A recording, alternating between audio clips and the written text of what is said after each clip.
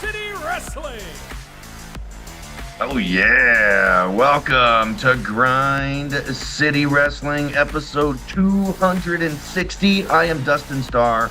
Be sure to follow us on social media at Grind City Media. Take that subscribe button to Slap City wherever you're watching or listening, especially right here on YouTube. Last week was the WWE Royal Rumble. Also former Royal Rumble competitor and former WWE superstar James Ellsworth hosted the Royal Rumble watch party at Dave & Buster's. Had free power cards. We're going to talk about that today. Memphis Wrestling was live at Lafayette's last Thursday. It was off the hook. Plus, we had a huge television weekend. We had a special partnership with Booker T from Reality of Wrestling. And then also there's a little story revolving around Vince McMahon. There's a lot to catch up with this week on Grind City Wrestling. So let's not waste any time. Ladies and gentlemen, it's battle time. Introducing my co-host, my tag team partner for today. Ladies and gentlemen, he really needs no introduction. It's Devin Walker, baby.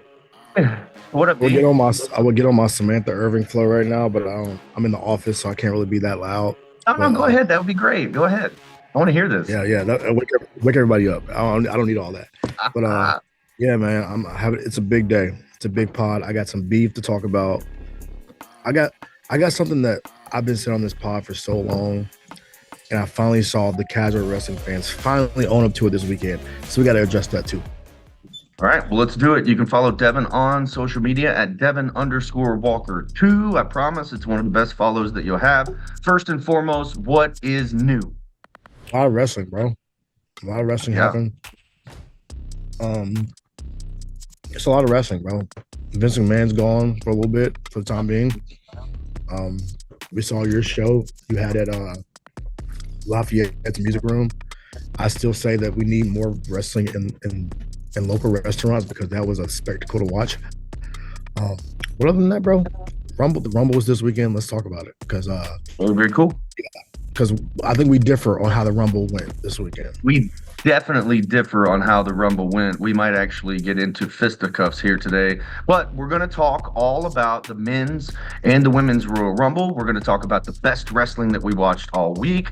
But first, there's some big news in the area. You mentioned it. You pulled up at Lafayette's Music Room last Thursday. It was absolutely off the hook. People hanging from the rafters. So there were a lot of non-wrestling fans there too that learned about what we were doing. So you were there. Give us a quick 30-second snippet of what you can expect when we do return. Shout out to the Drug Bunny. Probably one of the greatest wrestling characters of all time. It was Drugs fun, though, man. Bunny. Yeah, it's one of those things where, like, even as casuals, it's like a show, right? It's a spectacle. It's a live theater, but athletic theater, right? So, like, shout out to y'all for putting on such a great show. I will say, I told you this after the day afterwards. I wish it was one match less, maybe, to keep the casuals engaged, because the main event was supposed to be hot, and I feel like the fans were really like locked in as well the way they should be, because that was a fantastic match between Mike Anthony and the Machine, Brian Cage. But other than that, though, great show. Y'all go support Memphis Wrestling. See it live. See it in real life. 10 out of 10 every time, for sure. I'm going to just put that over because that's what it's about. I really appreciate that. It was a lot of fun. You saw some different characters and more of an adult themed Memphis Wrestling. It was actually branded Bump and Grind Wrestling. Of course, Lafayette loved it. No R. Kelly. No R. Kelly. We did have Cowboy James Storm in the house. He smashed a beer bottle over Reverend Ack Taylor's head. You said Brian Cage was there, had a fantastic match with Mike Anthony, the Genetic Nightmare, and he showed up. He really full steam ahead, Mike Anthony was. You could check out that footage. Some of it is available for free on our YouTube page, youtube.com/@MemphisWrestling, and some of it is members only, like Drugs Bunny. Also, we have big news. Spoke to Lafayette's this week, and we will return Thursday, May 9th, Bump and Grind Wrestling. Tickets are not on sale yet, but we will have another star-studded lineup. So again, that's going to be Thursday. So Thursday, it's like Bump and Grind 2? Bump and Grind 2. Actually, Bump this could be like a remix. quarterly. This could be like a quarterly thing that we do pretty regularly. I love it, man. I love it. I'll try to bring some more. I'll bring some people out with me next time that aren't casual wrestling fans. We'll bring some people out so they can see what Memphis wrestling is all about.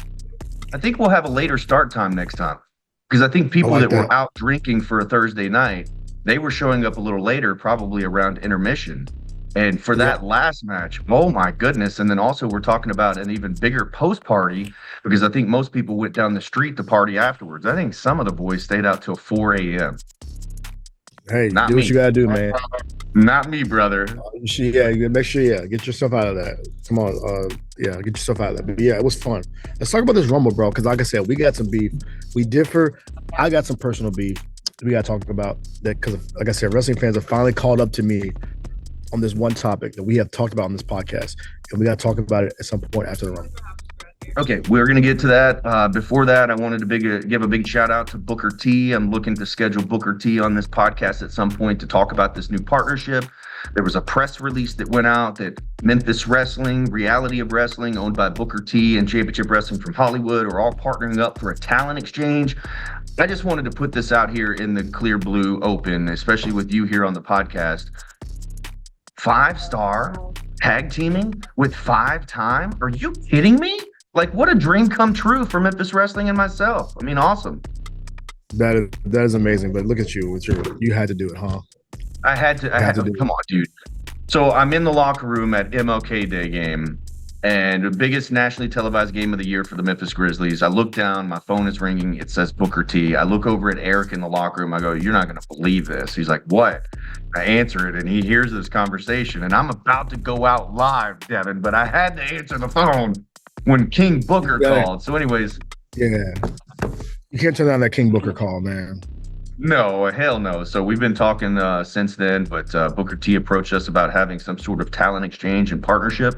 So you're going to see some Reality of Wrestling talent and superstars, possibly even Booker T appearing in Memphis Wrestling very, very soon. Okay, now let's start out with the best wrestling we watched all week, and it better be the Royal Rumble match, Devin. You're up first. Hell no, that Rumble was terrible. But if I was to give my best wrestling of the week, I might have to give it to Samantha Irvin because she's a beautiful human being. Top 5, not 5, does a great job. Shout out to her. But I guess I can't give her the best wrestling of the week. Can I? So, well, hold on. While you're there, I mean, how does she rank? You said top 5, not 5. I mean, I've got some favorites, and I know that she's creeping up there and possibly the top 3 of all time for me personally. She is really, really good at what she does. Opposed to her being like a beautiful human, but but she's really good at what she does. So I guess I don't know. She does a really good job. But I would say the best wrestling I saw all week was not the Royal Rumble as a whole because I think as a show it was ass. It was not a very good Rumble. It was the women's Rumble was not good. The Fatal 4 was predictable. Cap. The men's Rumble was no surprises, predictable. Cap. Terrible. So I guess I'll get my best wrestling week again. Okay. Because this is the only notable moment from the women's Rumble for me. The debut of Jade Cargill. We've been talking about her showing up and signing with the WWE. It was a big deal. They've been pumping her up for weeks with little vignettes, backstage little spots. I knew she was going to be a star. Her music hits. She comes out. She looks like $1 million. And the spot that made me pop. I was at a restaurant in Indiana watching this on my phone. Bianca presses. I don't know who she presses up. Who she press up? She pressed somebody up in there. And Jade presses somebody up in there. They walk to the center of the ring. They basically toast, drop him on the ground. I'm like, oh man, I cannot wait for Jade versus Bianca, bro. So I guess the best wrestling I saw all week was the face-off between Bianca Belair and the one Jade Cargill, because she's gonna be a star, bro. Shout out to the fans in Tampa. That spot did exactly what it was supposed to do. You wanted to see 2 dominant females, 2 dominant African-American females standing in the center of the ring at the same time, standing tall. I mean, all of us are begging to have Bianca versus Jade, and we thought it was a dream match that maybe WWE will give us, but maybe not. But this tells you, man, this Triple H regime has their finger on the pulse of what's going on in professional wrestling socially.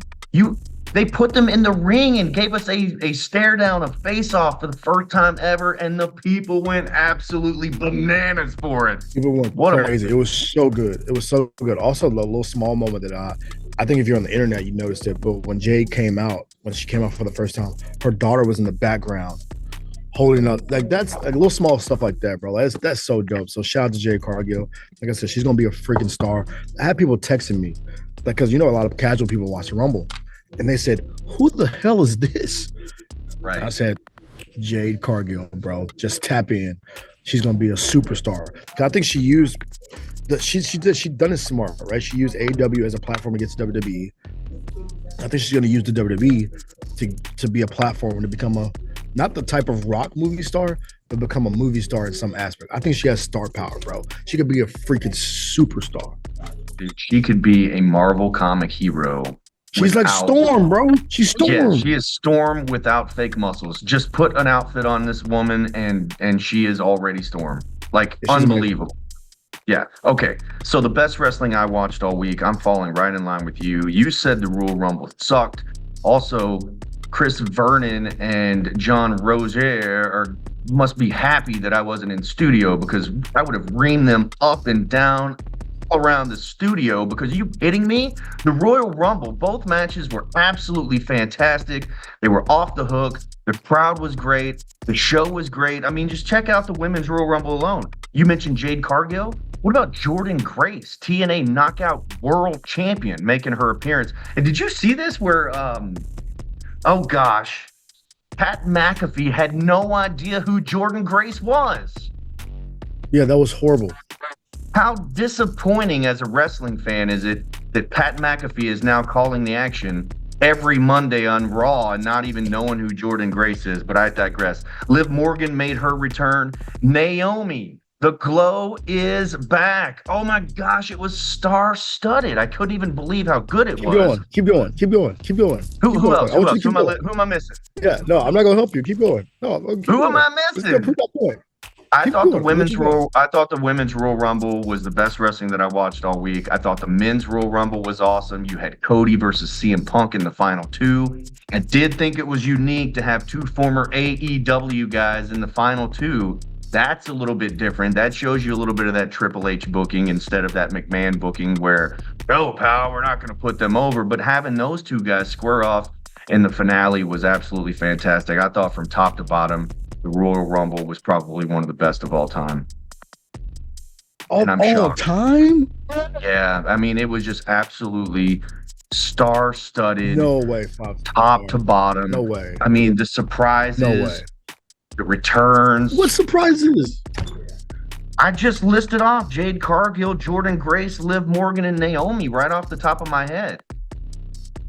Liv Morgan, Naomi, in Jade Cargill, yes, that's fine. But the rest of them, I actually was expecting Sasha Banks to make her return as well, and then it really would have been That would have crazy. been a pop, bro. that would have been a start. Like, you could have added that, but other than that, bro, I think it's just like I said, it leads into my issue, right? I think it's for the casual fans. I think this is the issue WWE has, and like I said, we've talked about this on this podcast before, and we might have to clip this to talk about it again. WWE has an issue. We talked about it on the show. Bro. Have a theme song issue. Okay. So for casual fans, I will agree with you on this. Yep. Who watch leading up to the Rumble, watch 01, 02, 03, maybe 04 Rumbles, like the old Rumbles, right? When the music hits, when that 5, 4, 3, 2, 1 goes off, music goes off. You know that music, right? Immediately. Yeah, you're right. You know, from the first 2 seconds, no music. I feel like WWE has a problem because during that Royal Rumble, 5, 4, 3, 2, 1, the music hits, and it's like, who? Well, okay, so there's a character issue, like lots of new characters. Okay, so where that hit me, and I'm glad that you mentioned this, that's not a deal breaker in the Rumble for me. I thought it was fantastic the way that the matches went. But 5, 4, 3, 2, 1, can I hear music and it's Grayson Waller, who I'm not Nothing against Grayson Waller, but that's just not my flavor of ice cream right now. Had no idea who it was. Had no idea the music. There were several that I had no idea the music, and then I go, oh, okay, I know who that is. You know, so you're right in the sense to where some of these superstars down the ramp. Like it's like, yeah, some of these superstars, you're not familiar with their theme songs, and historically, Glass Shatters or Bret Hart's guitar riff, or I mean Brock Lesnar, any of that stuff. You know the music when it hits. Even the mid-card guys, like I was watching like 01 and like The Godfather came out. I know his music. Well, now hold on a second. You're talking Attitude Era. It was off the chain back then. That's what I'm saying, bro. Like all those theme songs, whether it's Taz music hitting, that doom doom doom doom doom doom, Hardy Boys music hits. I guess I'd say rest in peace, but I hope he burns in hell. Chris Benoit, his music hits. You know the music, right? Like I thought you were saying rest in peace to the Hardy Boys because their careers are so bad right now. Yeah, it's so bad. Shout out to the Hardy Boys. But like, I feel like that's the issue they have right now. Is like the guy like Jim Johnson, Jimmy Hart. They made songs that we remember, bro. 3 to 4 seconds in. Right now, let's go down the line right now. How many guys right now, 5-star, have memorable songs when they hit? Okay, let's go back and forth. You ready? I'll go Roman, AJ, Cody, Seth. Who else? CM Punk. Is that where the list stops? Gunther. I think Gunther. He's got the It sounds like Baby Shark because I've listened to enough Baby Shark. We'll give Gunther his.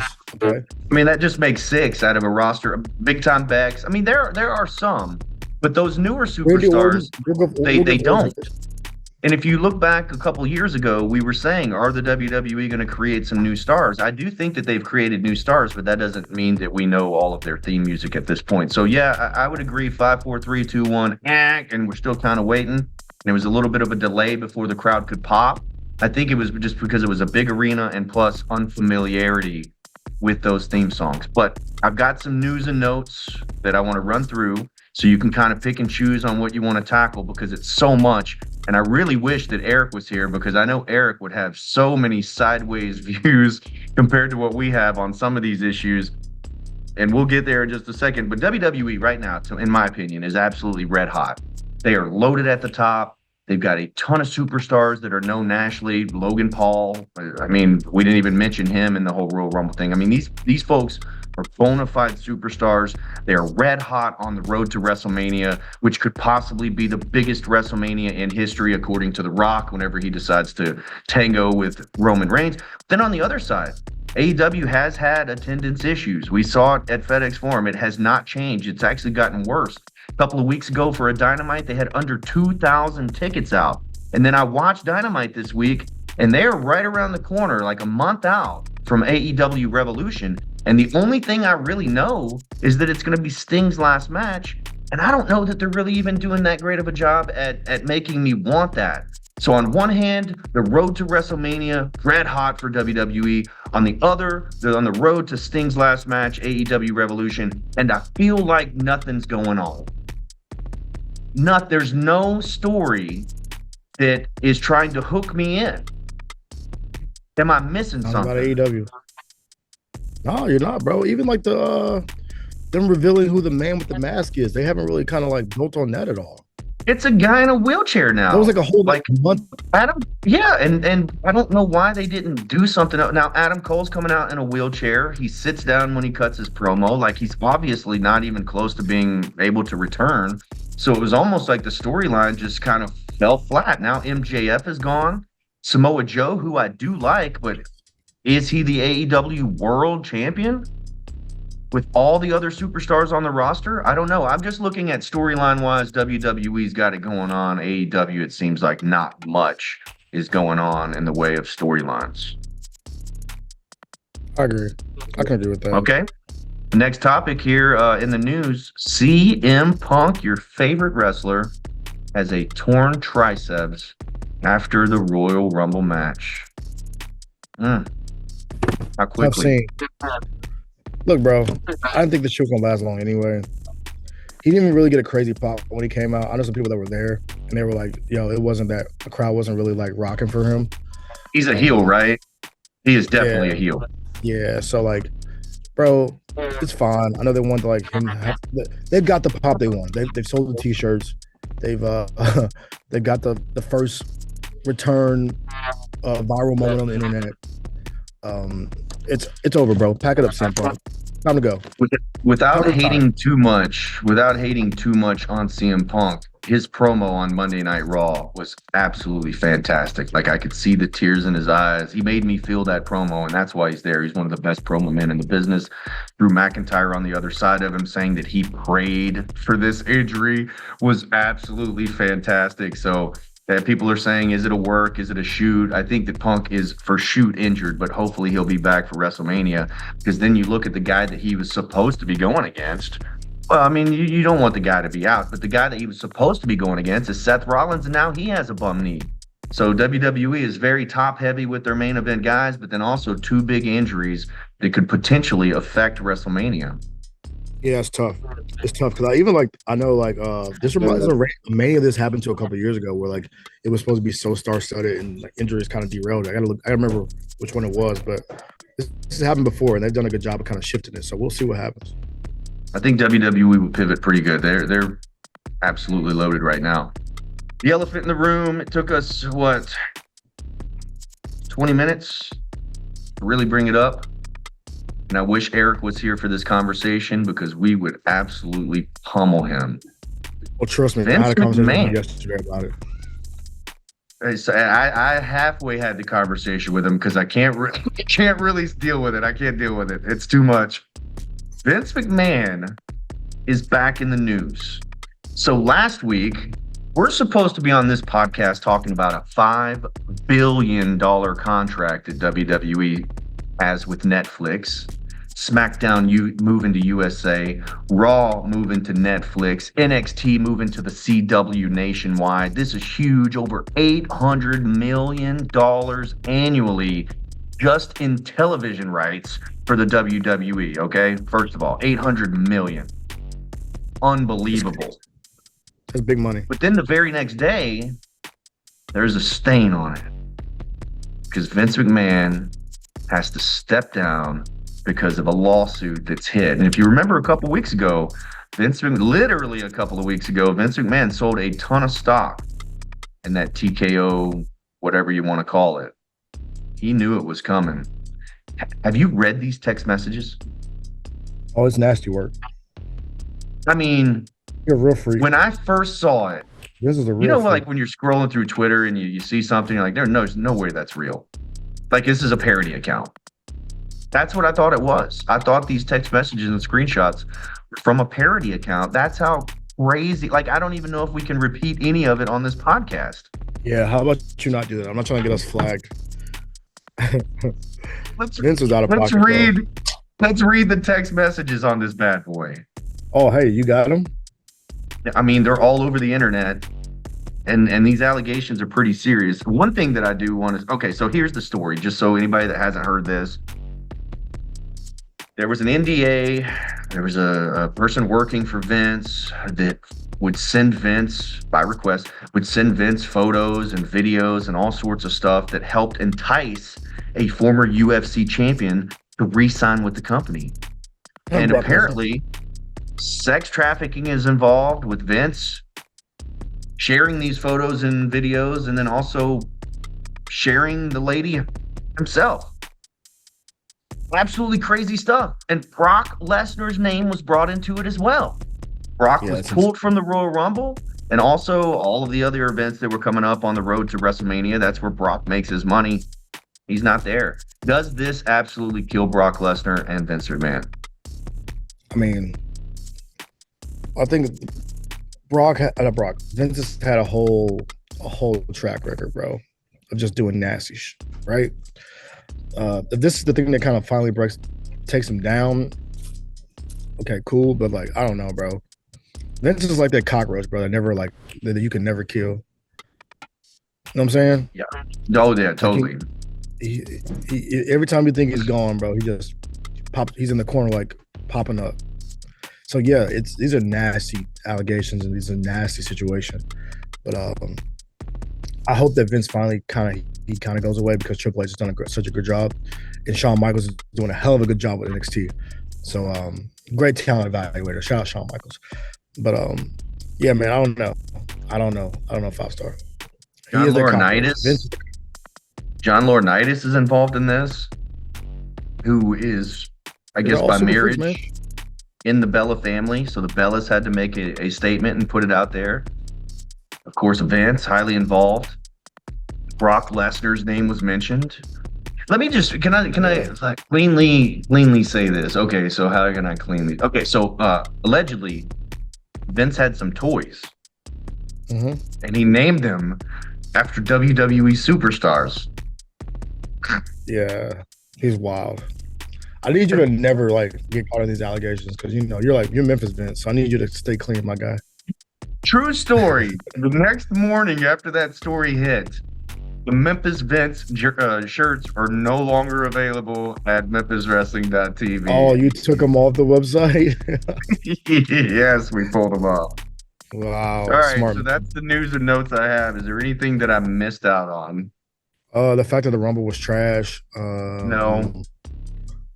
That's pretty much it, bro.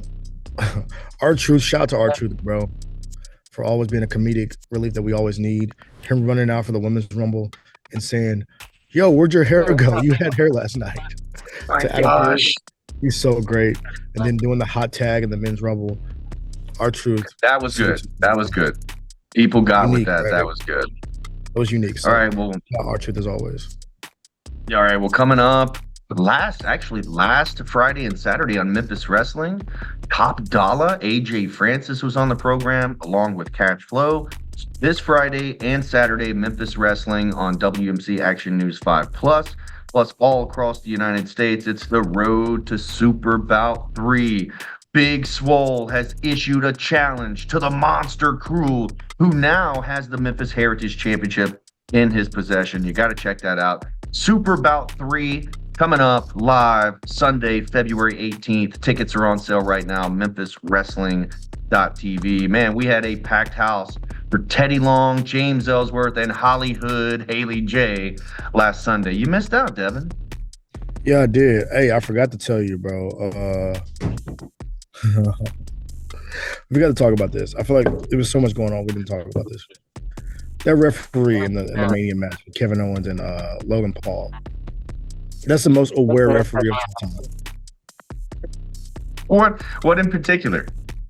We've never, bro. Referees are like, you slide a brass knucks in there. They're like, oh, I don't know what's going on. We've seen how many times guys get hit with it.